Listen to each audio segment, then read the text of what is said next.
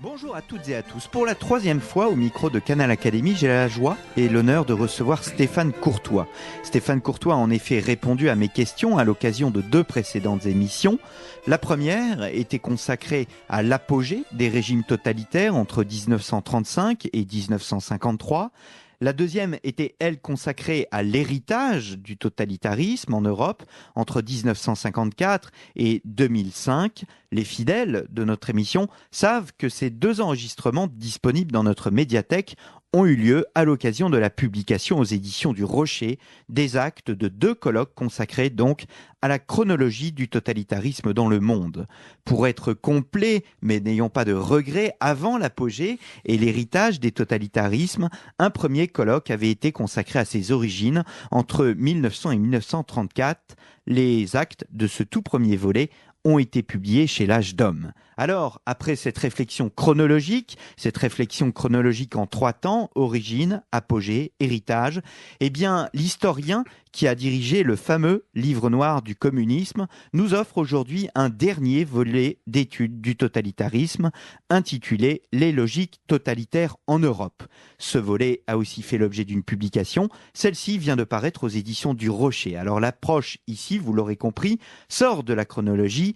L'analyse y est thématique. Alors qu'entend-on par logique totalitaire? Quelles sont les spécificités de ce ou ces totalitarismes? Quels sont les éléments qui les distinguent des régimes libéraux? Quels sont leurs points communs et leurs différences? C'est ce que je vous propose de découvrir avec nous aujourd'hui. Stéphane Courtois, bonjour. Bonjour. Vous êtes historien, directeur de recherche au CNRS, spécialiste du communisme et en cette qualité directeur de la revue Communisme, spécialiste aussi de la question du totalitarisme. Vous avez dirigé les 4 colloques et les 4 publications que je viens d'évoquer. Alors, Stéphane Courtois, le 4e volet est clos. C'est un aboutissement ? Oui, c'est un aboutissement provisoire, comme toujours en histoire, mais c'est quand même un aboutissement.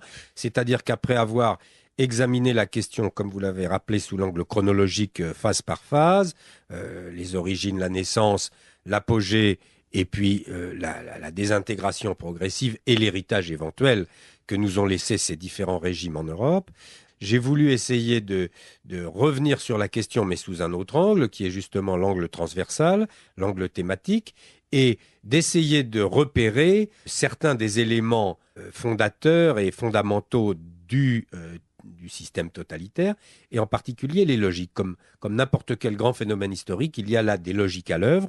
Si ces logiques n'étaient pas à l'œuvre, bien le phénomène n'existerait plus. Et d'ailleurs, on l'a vu, son effondrement tient au fait que certaines de ces logiques ont été abandonnées, par exemple en URSS ou dans les démocraties populaires à un moment donné, et que, par exemple, le simple fait que la logique de terreur de masse ait été abandonnée à partir en tout cas de 1956, ce qui ne voulait pas dire qu'il n'y avait pas toujours la répression, le KGB, etc. Mais on n'était plus dans la terreur de masse telle qu'elle était pratiquée sous Staline, alors qu'elle était toujours pratiquée en Chine ou sous Pol Pot ou en Corée du Nord. Eh bien, le fait que cette logique de la terreur de masse ait été abandonnée sous Khrouchtchev, et que ça se soit maintenu dans toute l'Europe de l'Est, c'est incontestablement un élément qui a fortement affaibli le système, parce que c'était un élément fondamental. Même chose pour la logique du leader charismatique. À partir du moment où Khrouchtchev a attaqué très violemment le culte de la personnalité en la personne de Staline, cet élément du culte du leader charismatique, qui est tellement important dans les régimes totalitaires, l'abandon de cette logique-là, même si elle avait été reprise après, mais plus personne n'y croyait quand on faisait le culte de Brejnev. Qui pouvait croire à ça? Il fallait qu'il y ait 2 gars qui le portent, tellement il était affaibli. Même chose pour ses successeurs, Tchernenko, et puis ensuite Andropov, jusqu'à Gorbatchev. Donc, je ne parle même pas de l'Europe de l'Est, où là, les leaders communistes n'avaient plus aucun charisme et étaient complètement démonétisés. Donc, l'abandon de cette logique-là du leader charismatique a aussi contribué à fortement affaiblir le système. Donc vous le voyez, on est revenu donc sur la question de ces logiques et on en a privilégié certaines des principales. Donc la logique idéologique qui est évidemment à l'origine. S'il n'y avait pas des penseurs pour penser un projet totalitaire, eh bien évidemment il n'y aurait pas de totalitarisme. La logique de la terreur, on en avait déjà parlé quand je suis venu précédemment. La logique de la guerre civile, qui est une chose très importante et qui explique, c'est une des raisons pour lesquelles le totalitarisme est un phénomène tellement opposé à la démocratie, puisque qu'est-ce qu'il y a de, qu'est-ce qu'il y a de pire pour la démocratie que la guerre civile, évidemment, ce sont deux termes tout à fait antinomiques. Et enfin, une logique qu'on a souvent tendance à oublier, et qui est pourtant très importante parce qu'on l'a vu à l'œuvre partout, c'est la logique d'émergence de nouvelles élites. Le totalitarisme envoie des signaux sur le thème nous allons liquider les anciennes élites qui sont en place, que ce soit des élites politiques, culturelles, sociales, etc. Et donc, s'il y a des gens qui sont prêts à nous soutenir pour la liquidation de ces anciennes élites, eh bien, c'est eux qui auront les places. Alors, allons-y, messieurs, à l'assaut. Et ça a été très efficace. C'est l'autre côté, d'ailleurs, si on veut bien voir ça comme une médaille, c'est le revers de la terreur. La terreur, c'est ce qui liquide les opposants, etc., et ce qui liquide la société civile, ce qui réduit la société à merci. Mais de l'autre côté, il y a les gratifications. Les gratifications, c'est évidemment les nouvelles élites, c'est-à-dire vous aurez votre place dans le parti communiste, ou vous aurez votre place dans le parti nazi, ou dans le parti fasciste. Et à partir de là, vous avez 25 ans, jeune homme, mais une belle carrière vous attend. Et on a de brillants exemples. Nikita Khrouchtchev en était un, Heydrich du côté nazi en était un autre. Donc... Bon, et ça c'est souvent une logique qui est oubliée, c'est la logique des gratifications, qui est pourtant un puissant moteur. Alors, je voudrais tout de même revenir sur la notion d'aboutissement dont nous parlions tout à l'heure. Vous le disiez, un historien ne referme jamais ses dossiers, et on sent à la lecture des actes du colloque qu'il y a de nombreuses pistes qui restent ouvertes. Et c'est, j'allais dire, un des grands avantages de votre livre, ce qui en fait sa vie en quelque sorte, c'est que les colloques que vous avez dirigés, c'est que, oui, il y a des certitudes, mais on peut lire des études d'historiens qui, tranquillement, j'allais dire, avec profondeur, voient différentes pistes qui peuvent être exploitées, et il n'y a pas de lancer catégorique, il n'y a pas de lancer de certitude. Il s'agit encore d'étudier ce phénomène. Oui. Personnellement, je crois qu'on est d'une certaine manière au début de l'étude du phénomène. D'abord parce que c'est incontestablement un phénomène qui a été relativement tabou, en particulier en France, au niveau des études pendant de longues années. Et puis, étant donné que ce phénomène impliquant la comparaison entre communisme, nazisme et fascisme, il y a toute une partie de l'opinion qui récuse cette comparaison, qui ne l'accepte pas. Bon, ce qu'on peut comprendre, mais ce qu'en tant qu'historien on ne peut pas accepter. Bon, et donc on poursuit le travail. Mais aussi parce que une part énorme du phénomène totalitaire au XXe siècle, c'est-à-dire le communisme, n'est accessible sur le plan archivistique que depuis finalement peu de temps. Et quand on voit déjà tout le travail qui a été fait, par exemple, sur le nazisme, depuis 50 ans, bon, avec des archives, puisque l'essentiel des archives avait été saisi à la sortie de la guerre, et les conflits d'interprétation très importants qui existent encore, même si ça a tendance à se calmer, mais tout de même, on peut imaginer que concernant le communisme, ne serait-ce que le communisme européen et soviétique, pour se tenir à celui-là, on est au tout début des études. Il va falloir déjà des dizaines d'années pour défricher des dossiers, sans parler des archives qui sont toujours fermées, parce qu'il y a quand même des quantités d'archives qui restent fermées aujourd'hui. Donc il y a un énorme chantier qui est là devant nous. Il y en a pour un demi-siècle. Il faut pas se. Bon, je serai à la retraite bien avant qu'on ait vu le bout du problème. Même si j'ai l'intention d'œuvrer encore quelques années. Bon, Et puis vous l'avez dit, il y a effectivement beaucoup de pistes qui sont ouvertes.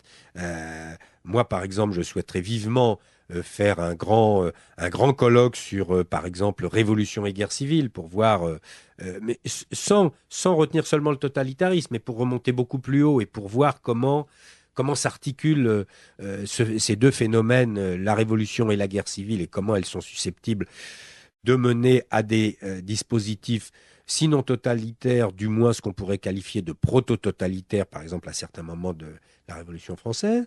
Il y a un autre thème qui est encore plus difficile à explorer, mais qui me paraît absolument fondamental, surtout depuis que j'ai vu quand même beaucoup d'archives à Moscou, c'est la question totalitarisme et psychologie. Je veux dire, bon, il y a incontestablement une relation profonde avec la dimension psychologique, mais comme vous le savez, les historiens, les politologues n'aiment pas du tout aborder la question psychologique, mais il est incontestable, et ça, à mon avis, ça a été aussi très fortement sous-estimé, en particulier dans le cas du communisme, qu'il y a à la base du phénomène totalitaire précisément la figure du leader charismatique et de sa volonté de puissance. Et ça, c'est très important. Alors, il y a des chercheurs qui ont commencé ce travail, des chercheurs d'Europe de l'Est, comme par hasard, qui connaissant bien le système, se sont intéressés à la chose. Il y a une thèse très intéressante soutenue à Paris par M. Radouclite sur narcissisme et totalitarisme. Bon, ça, c'est des choses... Mais bon, ça, il faudra que, comme on dit, il faudra que ça mûrisse.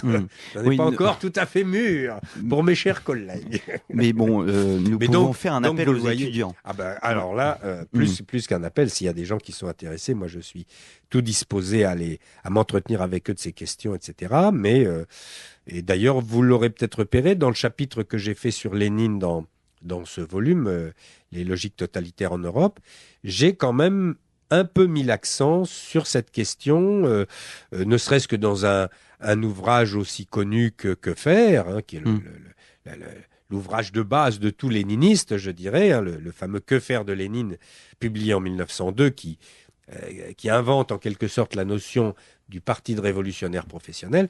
Quand on lit de près ce Que faire, on en a retenu, je dirais, qu'une espèce d'idée d'un nouveau dispositif politique de parti de révolutionnaire professionnel, clandestin, etc. Mais quand on regarde bien, Lénine a en fait taillé à sa mesure un dispositif lui permettant d'avoir un pouvoir absolu. Alors, donc, vous voyez, je ne fais qu'un aperçu sur la question, mais la question psychologique, à mon avis, est très importante et tout à fait sous-estimée pour l'instant. Restons, j'allais dire, d'un point de vue général, vous différenciez dans ce livre les logiques totalitaires et les structures totalitaires. Les structures totalitaires, elles sont étudiées par ailleurs. Alors, c'est un peu une grande question. Les structures totalitaires, elles ont été finalement assez fortement étudiées. C'est surtout les structures totalitaires, d'une certaine manière, qui ont été étudiées jusqu'ici, que ce soit par les grands classiques, Hannah Arendt, Friedrich, Brzezinski, etc. C'est un petit peu la question comment marche la machine. Bon. Le totalitarisme, c'est une machine inédite. C'est pas la monarchie, ni constitutionnelle ni absolue. C'est pas la démocratie. Qu'est-ce que c'est? C'est pas non plus la dictature. C'est autre chose. Donc, il y a une machine, comment elle marche, etc. Les rouages, tout ça. Bon, et évidemment, c'est très important d'étudier ça. Et ça a été relativement bien étudié d'une certaine manière. Mais là, c'est effectivement, on a abordé un peu une autre question. C'est plutôt les ressorts, les dynamiques. Qu'est-ce qui fait que ça n'est pas le comment ça fonctionne, c'est plutôt le pourquoi ça fonctionne. Qu'est-ce qui fait bouger ces gens-là? Qu'est-ce qui les fait décider de telle et telle action? Quelles sont leurs valeurs? Parce que là aussi, il y a une grande question de méthodologie sur laquelle il y a eu de grandes polémiques, en particulier en Allemagne avec la fameuse querelle des historiens en 1986-87 autour de Ernst Nolte. Mais avec le recul, ça fait déjà 20 ans pratiquement que cette querelle a eu lieu. Après les correspondances et donc le débat par correspondance entre Furet et Nolte, qui a suivi la publication du livre de Furet, Le passé d'une illusion en 1995, personnellement, je pense que Nolte a raison d'avoir souligné qu'on ne peut pas interpréter ces régimes totalitaires, que ce soit le fascisme ou le communisme, etc., comme des systèmes irrationnels. Ce sont des systèmes rationnels comme n'importe quel système, et les acteurs de ces systèmes sont rationnels, c'est-à-dire qu'ils mettent en adéquation certains moyens avec certains objectifs, et certains moyens avec certaines valeurs, qui sont leurs valeurs. Alors, on peut bien entendu considérer que ces valeurs ne sont pas les nôtres, nous, que d'un point de vue moral, par exemple, nous les récusons absolument. Très bien, ok. Mais si on veut véritablement comprendre qu'est-ce que ça a été, pourquoi ça a existé, alors il faut arriver à comprendre les valeurs de ces gens-là, les logiques qui sont les leurs. Sinon, on passe à côté. Et on fait une espèce de démonisation qui finalement ne présente que peu d'intérêt parce que ça ne permet pas de comprendre les ressorts profonds.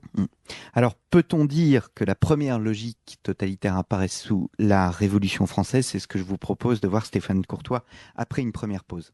Nous reprenons le cours de notre émission. Je reçois Stéphane Courtois qui a dirigé les actes du colloque Les logiques totalitaires, les actes et bien évidemment le colloque, les logiques totalitaires en Europe. Alors, nous essayons de comprendre le pourquoi ça fonctionne. Ce sont les mots que vous avez utilisés tout à l'heure. Avant de nous quitter, je vous posais la question suivante. Peut-on dire que la première logique totalitaire apparaît sous la Révolution française ? Oui, il n'y a pas de doute qu'il y a des éléments de ces logiques totalitaires qui apparaissent sous la Révolution française. Il y a d'abord la logique, la première logique qui est la logique révolutionnaire. Ça a l'air bête, mais après tout, il n'y a pas de régime totalitaire, il n'y a pas de mouvement totalitaire sans passion révolutionnaire. Hein, bon, et c'est une grande question. Alors, la révolution peut être, on en a connu, une révolution peut être de caractère démocratique, mais elle peut aussi être de caractère totalitaire. Hein. Y compris, on pourrait imaginer qu'elle soit de caractère conservateur, mais là, c'est plus délicat à montrer. Hein. Donc, c'est d'abord la passion révolutionnaire, ça c'est très important, et la Révolution française a été évidemment le grand modèle pour tout le monde. Qui est une passion égalitaire. Alors, c'est la passion égalitaire, bien entendu, la sainte égalité, comme disait Babeuf, et surtout la passion d'une égalité réelle. Non pas de l'égalité en droit, telle qu'elle est définie par la Déclaration des droits de l'homme et du citoyen, mais de l'égalité réelle, de l'égalité en fait. Hein. Et d'ailleurs, il faut se souvenir que, par exemple, le 18 janvier 1918, quand s'est réunie pour la première et la dernière fois l'Assemblée constituante élue au suffrage universel en Russie révolutionnaire en 1917, assemblée dispersée quelques heures plus tard par la force par Lénine, eh bien, Lénine a immédiatement proposé à l'Assemblée de voter un texte qui n'était pas une déclaration des droits de l'homme et du citoyen, mais une déclaration des droits du peuple travailleur. Ça, c'est encore autre chose. Qui définit le peuple travailleur Comment se définit le peuple travailleur? Et les gens qui ne sont pas du peuple travailleur, ont-ils des droits, etc., etc. Nous voilà déjà en plein totalitarisme, c'est-à-dire dans ce processus qui consiste à exclure de l'humanité une partie des populations. Donc, la logique révolutionnaire très importante, et la Révolution française a été un modèle tout à fait extraordinaire, à commencer par les Russes, évidemment. Mais il y a d'autres éléments importants. La terreur. La terreur, non pas comme phénomène de foule spontanée qui intervient au cours des émeutes, etc., bon, comme on va le voir pendant la Révolution française, mais la terreur comme moyen de gouvernement, hein, la guillotine comme moyen de gouvernement, la terreur sur une échelle beaucoup plus large, la Vendée. Hein. Souvenons-nous que dès 1794, le fameux Babeuf avait publié une forte brochure sur les massacres de Vendée, où il avait déjà à l'époque inventé le terme populicide. Hein.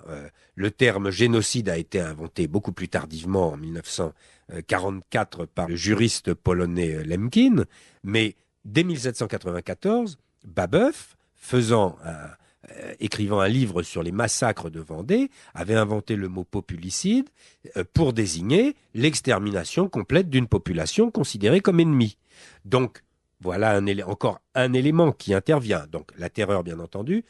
La préfiguration, parce qu'il ne faut tout de même pas assimiler les Jacobins au parti bolchevique, mais à travers les Jacobins, la préfiguration de ces groupes extrémistes et activistes qui visent à s'emparer du pouvoir pour imposer leurs projets. Donc, il y a déjà pas mal d'éléments qui interviennent, mais qui sont encore... Alors, on verra apparaître un petit peu plus tard des éléments utopistes, avec Fourier, par exemple, qui est à la sortie de la Révolution française. Bon, mais ce sont à l'époque encore, je dirais, des éléments épars.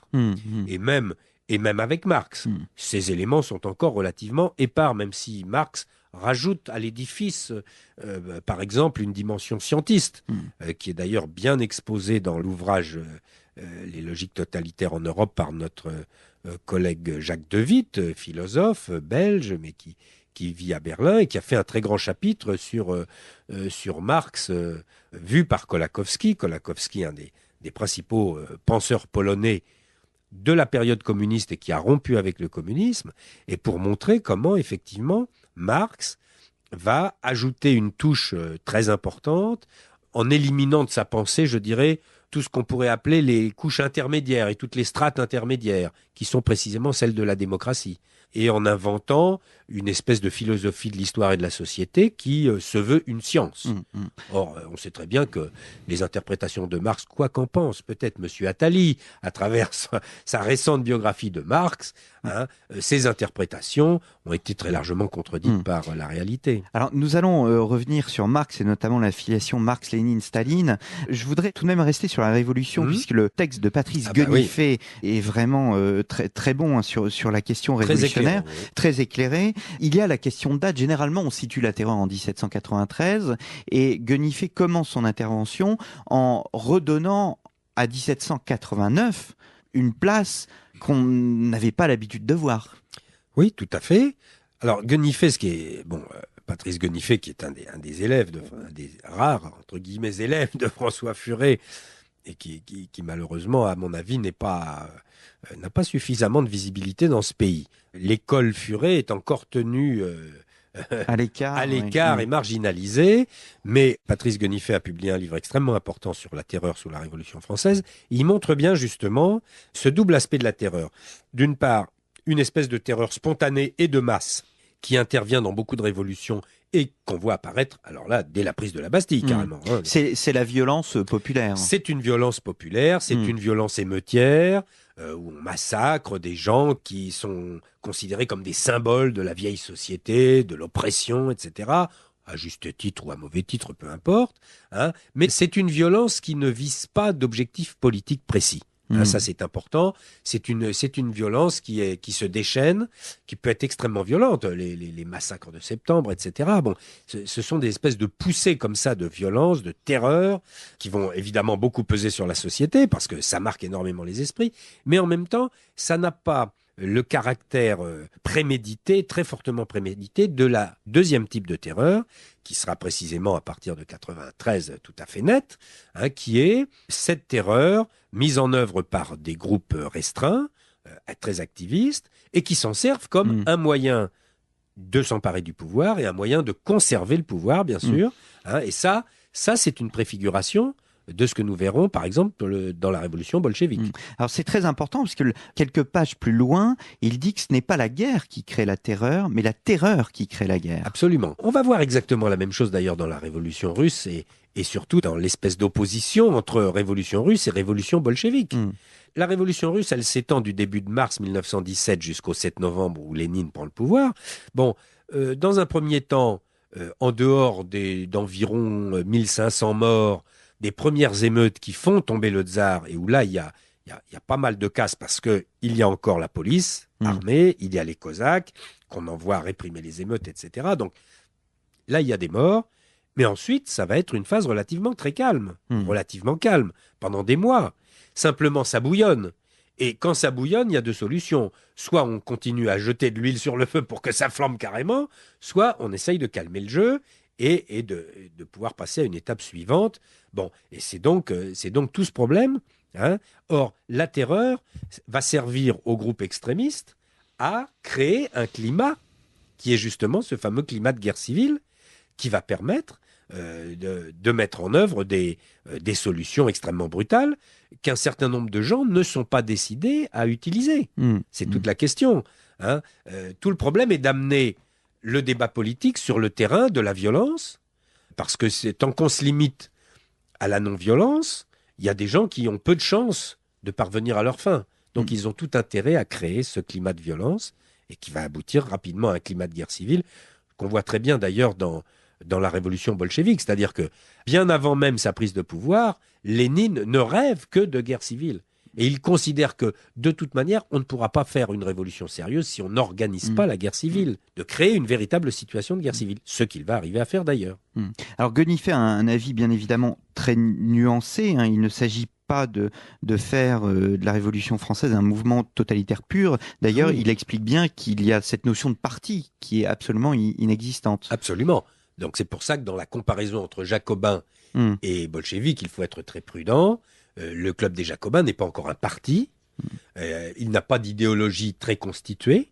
D'ailleurs, Guenifet montre très bien que justement, c'est pour ça qu'il est obligé de mettre en œuvre la terreur. C'est parce que bon, on ne sait pas très bien quoi vendre. On ne sait pas très bien quoi vendre et sur quoi on pourrait. Qu'est-ce qui serait porteur.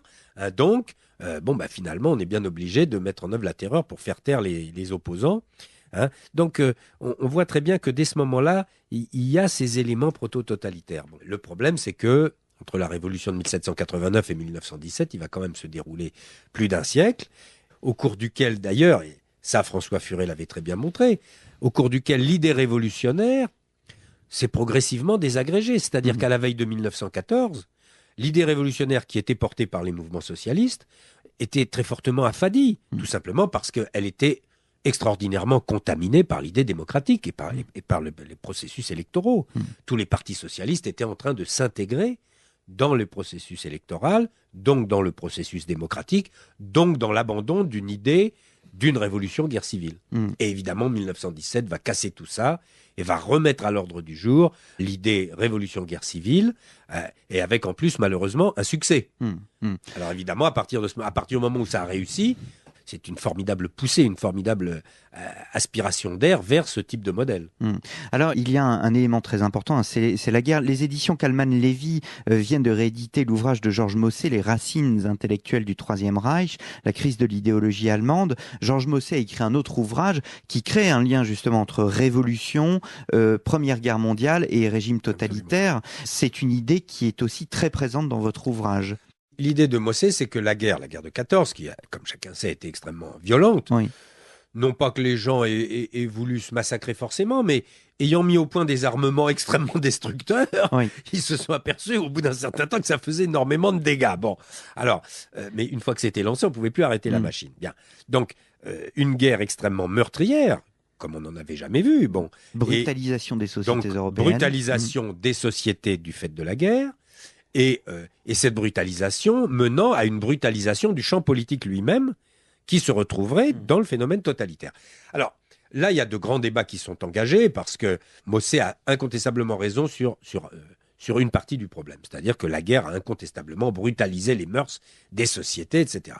Mais je crois qu'il ne faut pas mésestimer une autre dimension du problème qui est que certaines de ces sociétés étaient déjà très peu brutalisantes, si on peut s'exprimer comme ça, avant 1914, c'est-à-dire c'était déjà des sociétés relativement policées, où la brutalisation n'a pas vraiment pu casser ce vernis de civilisation qui existait jusque-là. C'est l'exemple de la France et de l'Angleterre. En particulier la France, qui est quand même l'un des principaux protagonistes de la guerre. Et or, la France est justement un des pays où on ne verra pratiquement pas de mouvement fasciste entre les deux guerres. On verra des mouvements d'extrême droite, des mouvements très conservateurs, etc., nationalistes, tout ce qu'on veut, mais pas de réel mouvement fasciste au sens où on l'entend en Allemagne nazie ou en Italie fasciste. Par contre, si on reprend l'autre exemple qui est la Russie, incontestablement, la Russie a été en partie brutalisée par la guerre de 14-17, puisque pour la Russie, elle s'arrêtait en 17 pratiquement. Mais par contre, il faut savoir que la société russe était déjà extraordinairement brutale avant la guerre. Hein. Et il faut rappeler qu'il y avait eu une première poussée révolutionnaire en 1905-1906 avec une répression très brutale, des milliers de personnes condamnées, pendues, des milliers d'assassinats politiques. Il ne faut pas oublier que des années 1890 jusque vers 1914, les mouvements révolutionnaires, en particulier les socialistes révolutionnaires et les anarchistes, massacraient allègrement tous les fonctionnaires, etc. Donc, il y avait déjà en Russie, malheureusement pour la Russie, avant 1914, une brutalisation forte de la société. Donc voilà, d'un côté, Mossé a tout à fait raison d'avoir mis le projecteur sur ce phénomène nouveau qui date de 14-18, mais il ne faut pas oublier que certaines sociétés vivaient déjà dans une brutalisation très forte avant 14, et que par contre des sociétés qui avaient déjà commencé à abandonner sérieusement la brutalisation, la société anglaise et la société française par exemple, sont sorties relativement indemnes de la guerre de 14. Stéphane Courtois, nous nous retrouvons dans un instant. Je reçois Stéphane Courtois pour son ouvrage « Les logiques totalitaires en Europe ». Il a dirigé un ouvrage, c'est la publication des actes du colloque qui étudie donc ces logiques totalitaires. Cet ouvrage est paru chez Fayard. Alors avançons dans le temps, quittons la Révolution française, mais restons sur cette logique idéologique. Il y a une étude intéressante d'un philosophe que vous avez cité, le philosophe belge Jacques de Witte, qui est consacré à la filiation Marx, Lénine, Staline. Alors c'est une filiation qui a le plus souvent été très contestée, et vous le dites d'ailleurs dans la revue Histoire et Liberté, le numéro 27, il est aisé de répondre que Marx n'a personnellement ordonné d'assassiner personne, ce qui est parfaitement exact. Alors comment trouver chez Marx la logique totalitaire ? Ah oui, alors là, on est vraiment dans des questions compliquées qui, à mon avis, sont loin d'être résolues. Bon, il n'y a pas de doute que Marx, effectivement, d'abord, n'ayant jamais été au pouvoir, il n'a jamais été en son pouvoir de dire il faudra fusiller Monsieur Truc ou Madame Machin. Bon, ça, c'est clair et personne ne peut le lui retirer.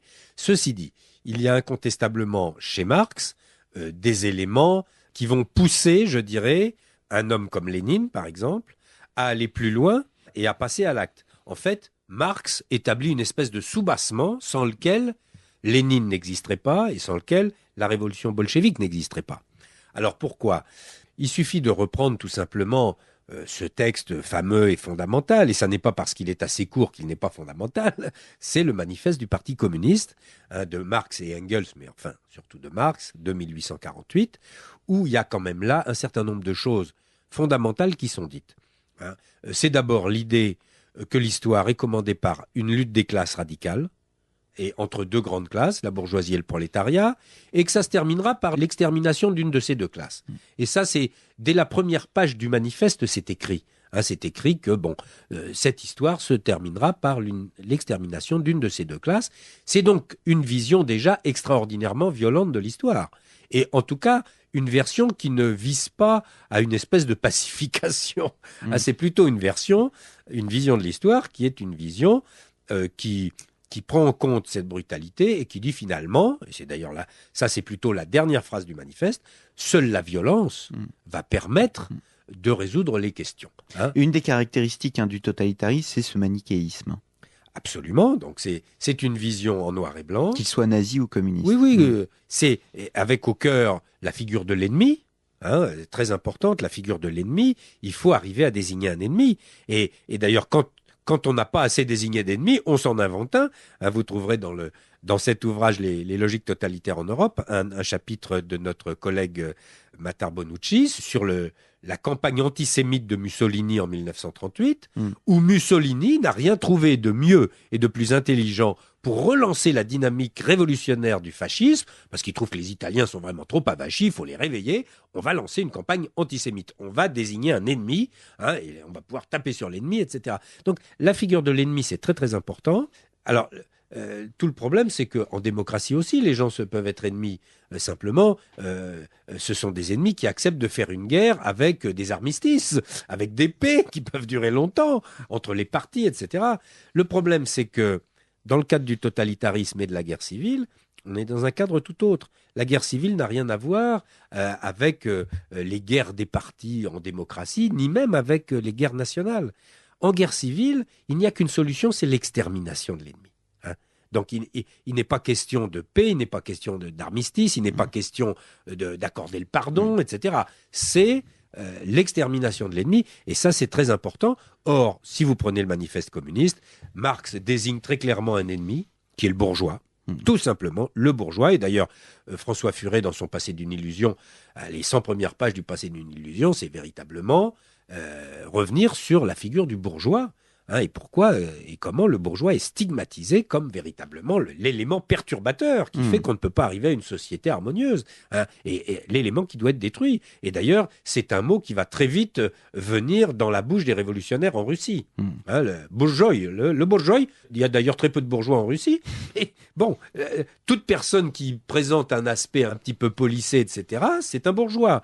Et d'ailleurs, on retrouvera ça chez Pol Pot, puisque dès la prise de Phnom Penh, toute personne qui portera des lunettes, qui aura un stylo ou un attaché-caisse est considérée comme un bourgeois et liquidée aussitôt. Donc ça, je crois que c'est très important de souligner chez Marx cette désignation de la figure de l'ennemi très tôt, dès 1848, et de manière extrêmement violente et extrêmement manichéenne, les bons d'un côté, le prolétariat, et les mauvais de l'autre, les bourgeois, les capitalistes. Donc là, on a déjà une base très importante qui mène à une vision radicale de l'histoire, de la Révolution, à l'obligation de passer par une guerre civile. Et on a les textes de Marx au moment de la Commune de Paris, quand même, qui sont très clairs. Et c'est d'ailleurs, avec la Révolution française, l'expérience de la Commune de Paris et les conclusions qu'en tire Marx, c'est-à-dire les communards ont été vraiment des pusillanimes. Il fallait fusiller beaucoup plus tôt, il fallait être beaucoup plus violent. Ça, ce sont les deux grandes leçons que Lénine va retenir.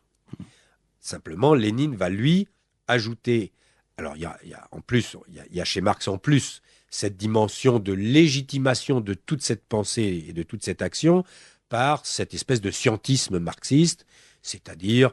nous détenons la science de l'histoire, nous détenons la science de la société, donc voilà, c'est nous qui avons la vérité, donc si vous voulez bien, ceux qui ne sont pas d'accord avec nous sont dans l'erreur, et c'est cette vérité qui légitime notre pensée, notre action.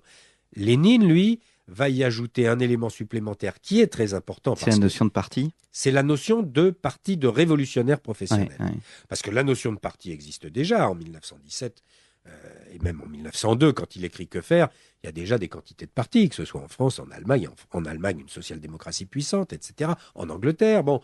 Mais Lénine, lui, véritablement, en s'appuyant d'ailleurs sur un exemple russe, qui est l'exemple du fameux Serge Netchaïev, qui était le modèle du révolutionnaire dans le fameux roman de Dostoïevski, Les Possédés, qui est vraiment quelque chose d'extraordinairement prémonitoire.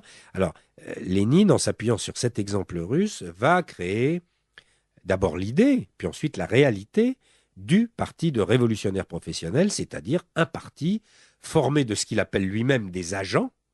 Des agents, c'est des gens qui sont agis, des agents qui sont agis par un comité secret, dirigé par qui? Évidemment par Lénine.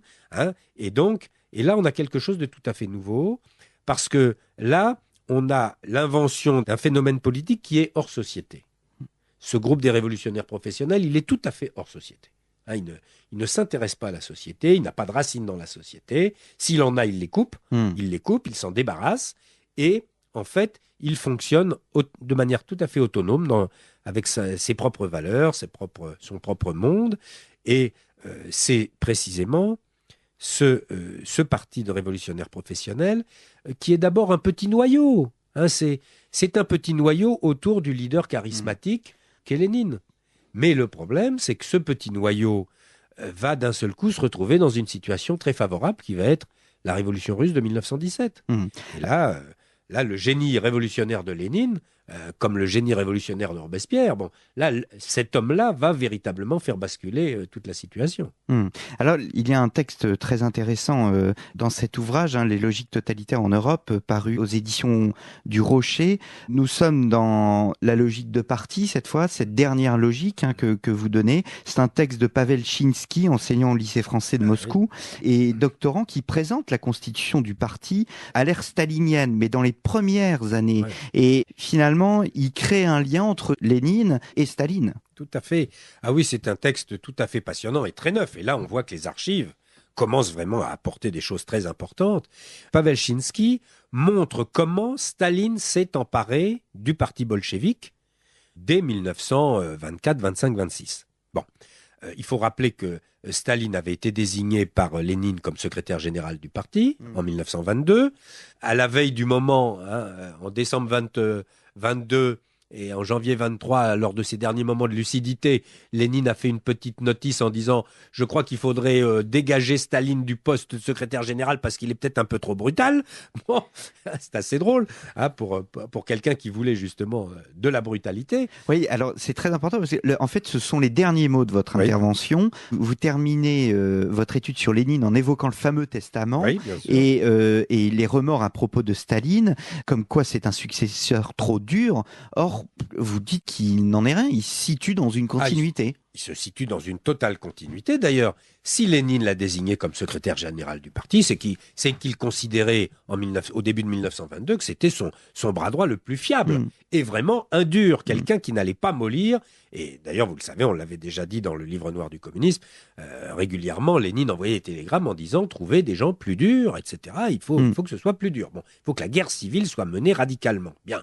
Donc, Staline a fait le travail et il a été, il faut le rappeler, il a été un des principaux bras droits, si on peut avoir plusieurs bras droits bien sûr, mais un des principaux bras droits de Lénine pendant toutes ces années 17-22. Simplement, Staline en 1923, au moment où Lénine est hors service, puisqu'il a une attaque cérébrale, il ne mourra qu'en janvier 24, Staline, lui, a parfaitement compris quelle est la logique du système et que si le système veut se maintenir et se maintenir au pouvoir et maintenir ses projets, il n'y a pas 36 solutions. Et c'est là que, avec une espèce de rationalité tout à fait étonnante, Staline va reprendre ce qu'a fait Lénine, mais il va le systématiser, il va le généraliser, parce que si on regarde bien, tout ce qu'a fait Staline ensuite, quasiment tout avait déjà été expérimenté par Lénine, sauf peut-être la grande purge du parti, et encore, dès 1921, Lénine avait interdit les fractions, etc. Bon, donc ça c'est assez impressionnant, et en même temps c'est assez logique, dans la mesure où Staline est un pur produit du bolchevisme. Il a adhéré assez tôt au parti. Il a toujours été, Staline n'a jamais travaillé, il a toujours été un révolutionnaire professionnel, sous les ordres de Lénine, avec parfois de grands succès, puisque en particulier, il était chargé d'organiser des hold-up pour financer la clandestinité, et que, à la suite d'un fameux hold-up à Tiflis qui avait rapporté beaucoup d'argent, Lénine ne cessait de vanter les mérites de ce merveilleux Géorgien qu'il ne connaissait pas encore, mais dont on lui avait dit que c'était lui l'organisateur de ces hold-up. Donc, il n'y a pas de doute qu'il y avait une grande proximité entre les deux hommes, qui n'est pas du tout une proximité amicale.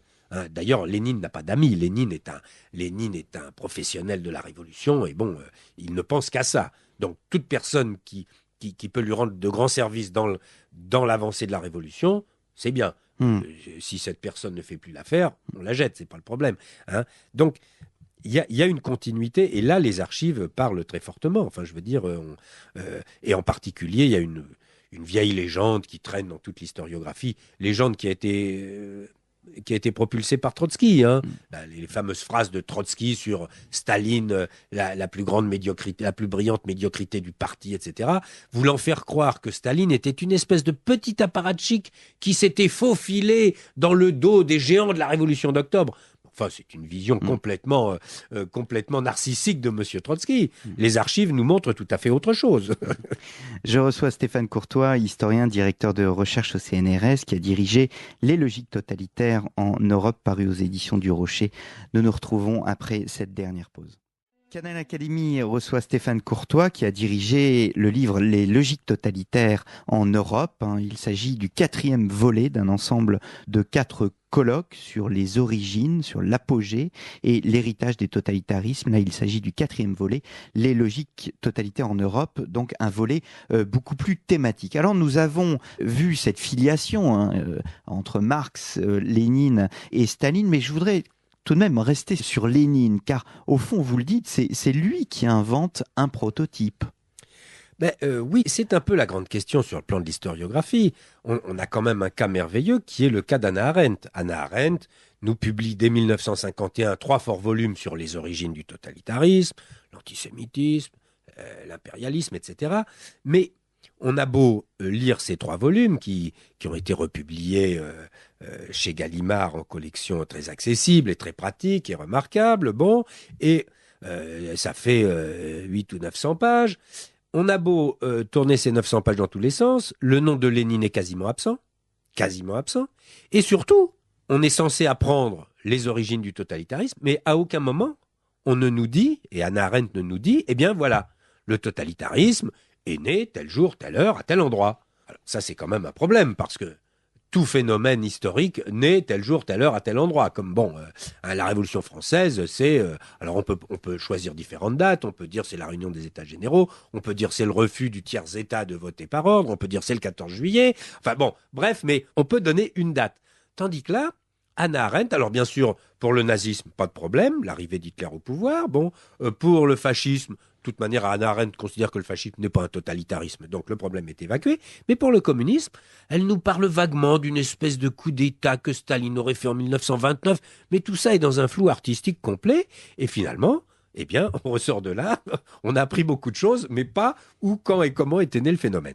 Donc je crois que maintenant, il faut passer à une phase un petit peu plus précise, et effectivement, je tiens pour une thèse qui est ma thèse, je la défends donc, qui est que le totalitarisme a été tout simplement inventé par un monsieur qui s'appelle Vladimir Ilitch Ulyanov, plus connu sous le pseudonyme de Lénine, et que l'invention de ce phénomène s'est étalée entre 1902, le fameux que faire dont nous parlions tout à l'heure, 1903, le 2e congrès de la social-démocratie russe où Lénine va véritablement commencer à battre ses cartes et créer sa propre fraction, les fameux bolcheviks. Et donc cette phase qui commence en 1902, qui est une phase d'élaboration d'abord, d'élaboration intellectuelle et d'élaboration au niveau de la création d'un petit noyau dont je parlais autour du leader charismatique. Cette phase va aller donc de 1902 au début de 1917. Il faut rappeler qu'en janvier 1917, Lénine, dans une déclaration publique, dit « Nous les vieux, il est probable que nous ne verrons jamais la révolution ». Bon, évidemment, 2 mois plus tard, poum, c'est parti. Donc là aussi, c'est assez drôle sur les capacités visionnaires des individus. Bon, mais donc cette phase 1902, février 1917, c'est une phase à la fois de conception intellectuelle du modèle et de début d'élaboration d'un noyau, je ne dirais pas d'un noyau totalitaire, d'un noyau à vocation totalitaire constitué autour d'un leader charismatique qui est Lénine. Bon. Arrive là une situation tout à fait nouvelle, la révolution russe, opportunité extraordinaire. En quelques mois, du mois de mars, donc puisque la fameuse révolution dite de février, dans notre calendrier, elle est du 7 mars.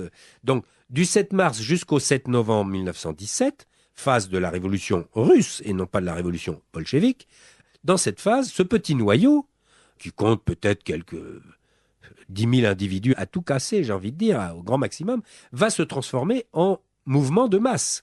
C'est-à-dire que, à la veille de la prise de pouvoir, les bolcheviks, ils ont réussi à enrégimenter près de 200 000 personnes, ce qui est énorme, Et en plus, 200 000 personnes dont la plupart sont armées, puisque dans la situation de l'époque, les armes circulent de partout, et donc ce petit noyau s'est transformé en mouvement de masse et a réussi à créer son armée privée, la Garde rouge.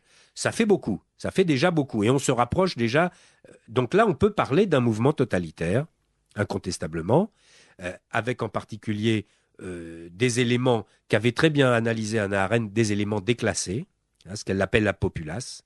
Quand elle parle de la populace, elle n'en parle pas sur un ton péjoratif, elle en parle sur un ton, je dirais presque sociologique, les éléments déclassés. Or, une des grandes masses de manœuvres des bolcheviks à Petrograd en 1917, ça va être précisément ces éléments déclassés, c'est-à-dire une partie des ouvriers et une grande partie de la garnison, qui sont en fait des paysans, qui viennent d'arriver à la ville depuis peu de temps, soit comme soldats de garnison, soit comme ouvriers, parce que les usines d'armement ont fait appel à un personnel beaucoup plus nombreux. Ce sont donc des éléments de la campagne qui n'ont pas du tout la culture de la ville, ni même de la culture ouvrière, et sur laquelle les bolcheviks vont avoir un moyen de pression formidable. Et puis ensuite, on va passer très vite, dès le 7 novembre, prise de pouvoir par les bolcheviks, eh bien on passe à la création, qui est une improvisation, mais à la création du régime totalitaire cette fois-ci. Et d'un régime qui est créé le 7 novembre et qui s'écroulera qu'en 1991 quand même. Donc, oui, parce que vous expliquez qu'une fois arrivé au pouvoir, eh bien il rentre dans une logique conservatrice. Ah bah oui, oui, parce que le premier objectif d'un mouvement totalitaire, c'est de s'emparer du pouvoir. Bon, mais une fois qu'il est au pouvoir, il a deux objectifs principaux. Premièrement, s'y maintenir par tous les moyens, d'où guerre civile. Logique de terreur. Logique de guerre civile, qui justifie ensuite la logique de terreur, qui justifie ensuite la logique d'extermination des ennemis, très bien. Et puis ensuite, le deuxième volet, la mise en œuvre du projet. Parce que n'oublions jamais que ces leaders totalitaires charismatiques, ils sont porteurs d'un projet. Ils ont dans leur tête une vision précise de la société qu'ils veulent mettre en place. Alors, même si elle est tout à fait farfelue, c'est très important. On tombe dans ce que l'expression est belle, si je puis dire, c'est la rationalité de l'irrationnel. Absolument, c'est la rationalité de l'irrationnel. Ces gens-là ont un projet, ont une vision du monde, ont un projet que nous, gens considérés comme vaguement normaux, nous considérons comme un projet irrationnel. Je veux dire, le projet de Adolf Hitler de vouloir faire une race pure, c'est un projet, une race pure aryenne, c'est un projet totalement irrationnel. Bon, au vu de nos connaissances scientifiques et même de celles qu'on avait au XXe siècle. Mais ceci dit, une fois que ce projet est acquis, il est forcément acquis, à partir du moment où ce monsieur s'est emparé du pouvoir, ce projet va être mis en œuvre. À ce moment-là, ces gens-là se comportent de manière tout à fait rationnelle pour mettre en œuvre leur projet.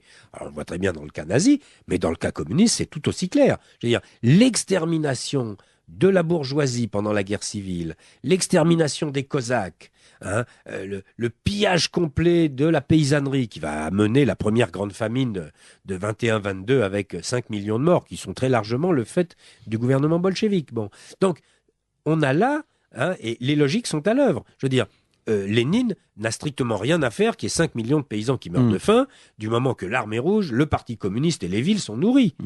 C'est pire que ça. Dans sa fameuse note au bureau politique du 19 mars 1922, il dit mais formidable, profitons de cette famine qui met à genoux la paysannerie, profitons-en pour casser l'Église, au moment où les paysans ne peuvent pas défendre l'Église qui est une de leurs institutions sociétales fondamentales. Et Lénine va jusqu'à dire, profitons du fait que les gens mangent de la chair humaine pour détruire l'Église orthodoxe. C'est quand même... Là, les logiques sont très claires, je veux dire. Bon, la rationalité est très claire. Il y a une organisation la morale, de la famine. Oui. La seule morale qui compte, c'est la morale du succès de la révolution, du succès du projet, du maintien au pouvoir du parti totalitaire. Le reste, c'est de la rigolade, pour parler un peu vulgairement. Et il faut bien dire que Trotsky publiera à la fin des années 30 un livre qui s'appelle « Leur morale et la nôtre », où il va reprendre très exactement tout ça, en disant « Voilà, notre morale, c'est pas la vôtre. Vous avez une espèce de morale chrétienne, la personne humaine, tout ça, c'est ridicule. Nous sommes des révolutionnaires. La seule morale qui compte, c'est le service de la révolution. » Et il était d'ailleurs bien placé pour le savoir, puisque en tant que patron de l'armée rouge, il avait été largement responsable et des massacres de la guerre civile et de la famine, puisque une grande partie de la famine est due au fait qu'on réquisitionne les récoltes des paysans pour nourrir l'armée rouge. Donc, dès ce moment-là, les logiques s'affrontent, sont tout à fait claires, mais on est en pleine rationalité de fonctionnement, je dirais. Et ça, je crois que c'est un des apports d'Ernst Nolte, qui, dès 1986, a dit très clairement, nous ne pouvons plus... Alors, il parlait, lui, du nazisme, mais il a dit, nous ne pouvons plus analyser le nazisme comme un phénomène de folie, de paranoïa, etc. C'est pas sérieux. Il faut analyser le nazisme en fonction de sa rationalité de fonctionnement, avec des gens qui ont des projets et qui mettent en œuvre ces projets de manière extraordinairement rationnelle. Et de ce point de vue-là, quoi de plus rationnel, effectivement, que la solution finale? Du point de vue nazi, il n'y a rien de plus rationnel. Ça, c'est certain. Et de la même manière qu'il n'y a pas que la solution finale. Je veux dire, l'extermination d'environ 100 000 Allemands avant même que la solution finale soit engagée. Depuis septembre-octobre 39 jusqu'au printemps 41, il y a quand même 100 000 Allemands considérés comme dégénérés, ne pouvant pas faire, tout en étant parfaitement allemands, mais ne pouvant pas faire partie de la race parce que ils sont handicapés, ils sont drogués, ils sont des vieillards fatigués. On s'en débarrasse, on va euthanasier 100 000 personnes. Ou massacrer ou assassiner par les gaz 100 000 personnes, qui sont des Allemands, j'allais dire, de bonne souche, arienne, mais néanmoins qui font désordre dans le profil de la race. Donc, de manière très rationnelle, on les extermine. Alors, donc vous le voyez, on est... Et du côté communiste, on va avoir exactement les mêmes choses. Eh bien, Stéphane Courtois, malheureusement, nous arrivons à la fin de notre émission. C'est sur ces points communs entre la logique totalitaire nazie et la logique totalitaire communiste que nous allons nous quitter. Je rappelle à nos auditeurs que vous avez dirigé le travail Les logiques totalitaires en Europe, fruit des actes du colloque du même titre. Les logiques totalitaires en Europe, paru aux éditions du Rocher. J'ai signalé également le livre de Georges Mossé, la réédition Les racines intellectuelles du Troisième Reich, la crise de l'idéologie allemande chez Kalman Levy, la revue Histoire et Liberté, le numéro 27, dans laquelle vous avez été interviewé, et enfin aux éditions Alvik Éditions, Le pacte avec le diable de Sébastien Hafner, les relations germano-soviétiques 1917-1941, avec une préface d'Alfred Grosser. Merci beaucoup Stéphane Courtois. C'est moi. Et à très bientôt pour un nouveau numéro d'Un jour dans l'histoire.